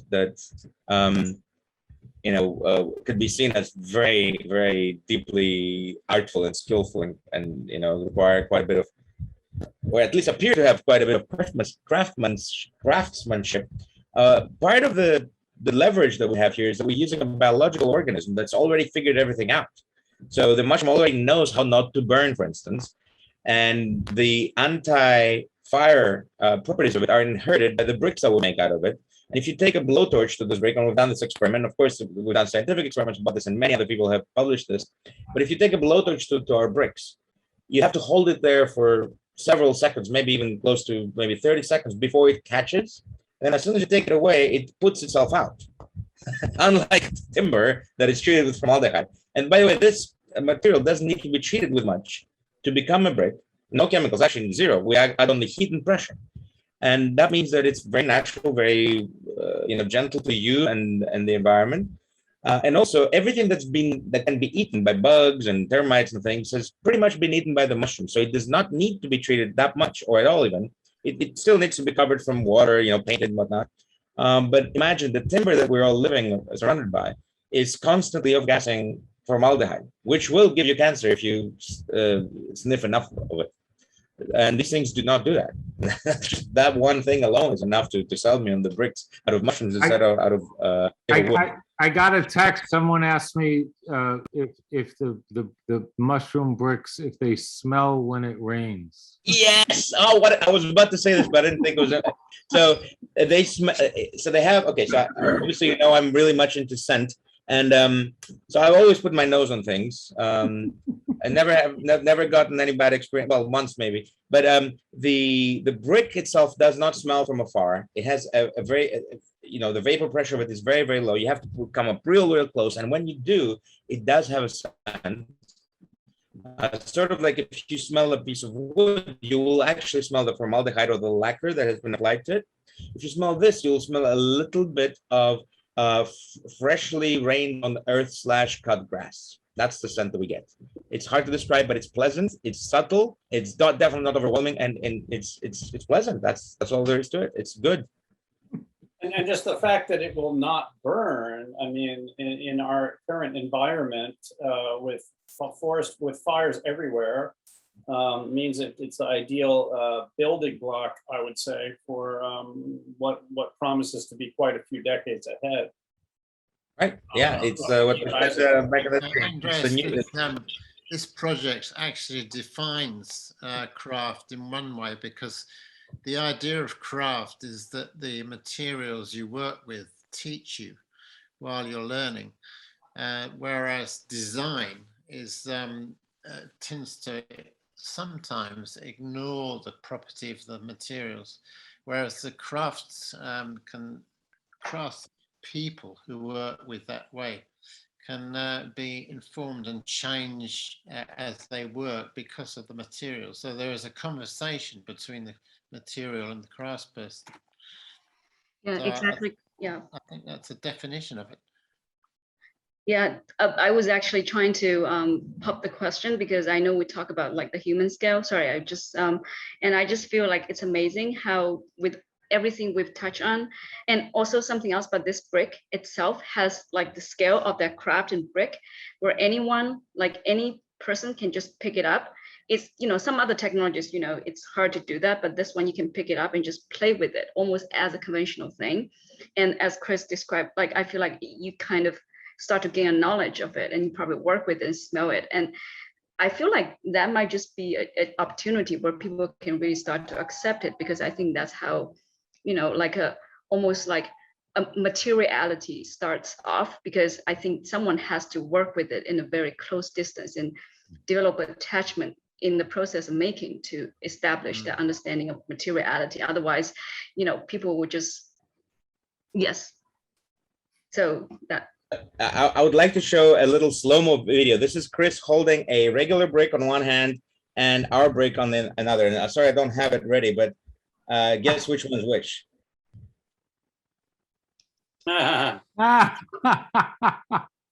Ours just bounces. By the way, I noticed that this disproves Galileo's proof that that two objects no matter what the size will fall at the same. Well, it wasn't done very scientifically. We didn't really right, but I think the point is made. One shatters, the other one bounces. And yeah, I mean, what else do you want? And they're actually certified for building in the United States. So it's not like we're not the only ones doing this, but we are definitely the ones with the largest vision here, planet-wide, or actually, as Chris likes to say, multi-planet-wide, because this is still going to Mars. It hasn't stopped. And it is in space because of Chris. He put it up on the International Space Station. Right. Can you say that? You told us that earlier today. Yes. So I'd like outside of the space station. Yeah. Chris, why don't you talk about this? It's your project. Yeah. Oh yeah. Sure. Yeah. So yeah, I'm currently working with NASA's NIAC program, which is NASA Innovative Advanced Concepts, and I'm working with Dr. Lynn Rothschild at NASA Ames to develop a structure that can actually grow itself off planet. So we would take a pre-seeded bag that has a little bit of biology in it. When it gets to destination, it's met with a rover that can give it water and carbon dioxide and nitrogen to feed autotrophic organisms that then become the biomass for the mycelium.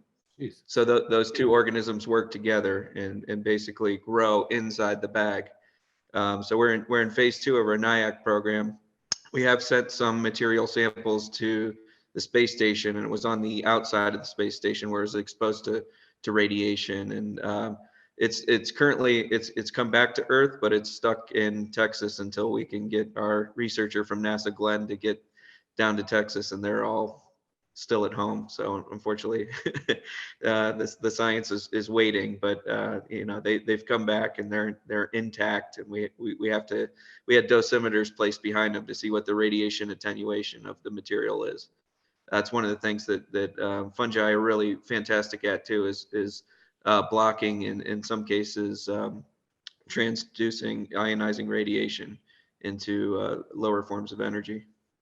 So when you say blocking, are you suggesting that there could possibly be a shield made out of this material on the exterior of spacecraft going to Mars or longer duration flights to block some of those subatomic particles like cosmic rays? Because my understanding is almost nothing can block cosmic rays. You could have a lot of water, for example, as a shell around the astronaut living area, and cosmic rays still come through, or they trigger a cascade of subatomic particles which still get the DNA of the astronaut inside. Are these mushrooms capable of actually absorbing such energy?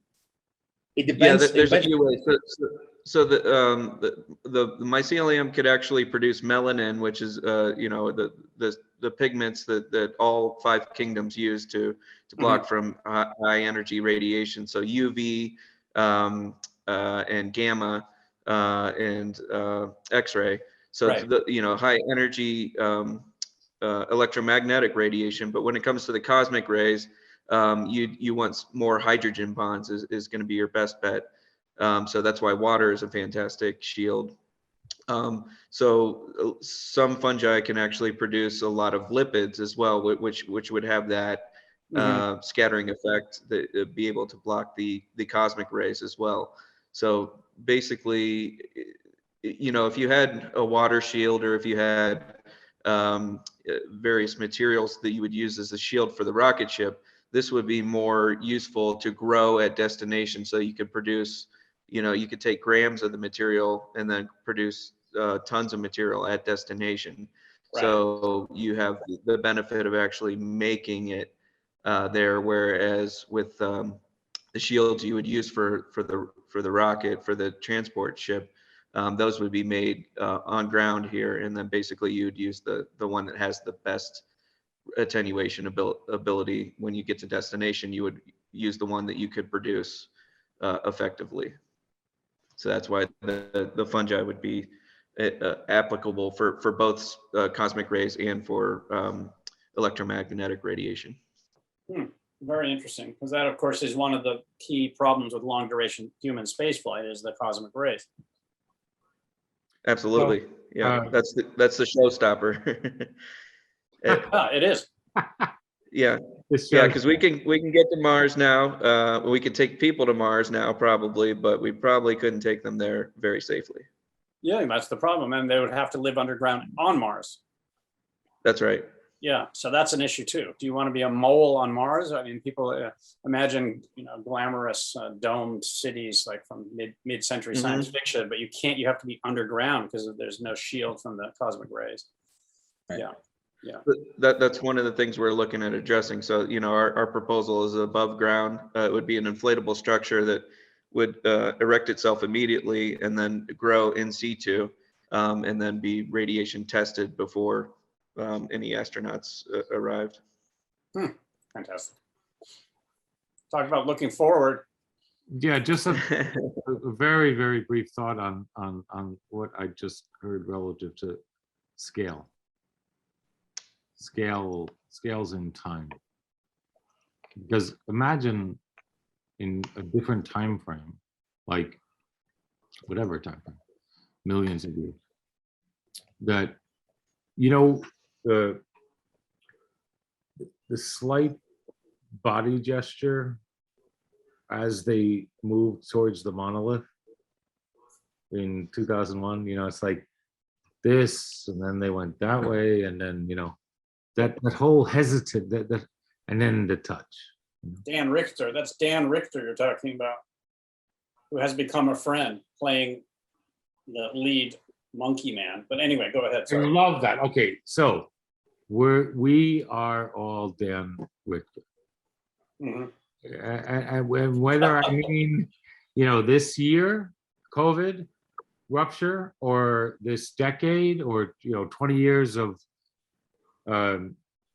global communication transformation, or 500 years, whatever time, if you change the scale, we are Dan Richter. Yeah. We are literally approaching that monolith, and that's the mushrooms, and it's the transformation, the evolutionary transformations, AI, and the nose, but that's where we're at. We're literally surrounding that monolith, and that's the eclipse. That's the arc that makes the flood possible. That's the transformation that I'm sure is happening. It's I have no doubt, and but you know what? We have to do it. Like, we can't just sit back and say, okay, so this big planetary change, and we're gonna watch, like we get to watch it on TV. there's somebody has to do the work.